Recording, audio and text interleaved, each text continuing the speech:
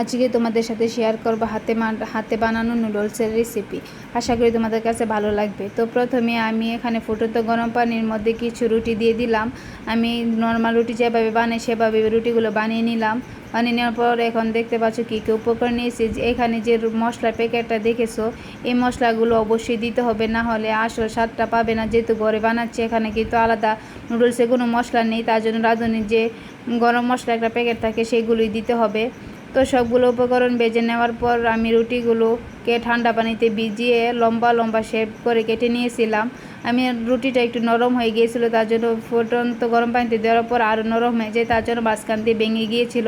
আপনারা যেহেতু যদি এভাবে রান্না করেন তাহলে রুটিটা একটু শক্ত করবেন, তারপর সিদ্ধর মধ্যে দিয়ে দিলে রুটিটা ভেঙে যাবে না, ভালোভাবে রান্না করতে পারবেন। তো এখন দেখতেই পাচ্ছেন নর্মাল নুডল যেভাবে রান্না করে সেভাবে আমি রান্না করব। এক এক করে সব উপকরণ দিয়ে দিলাম।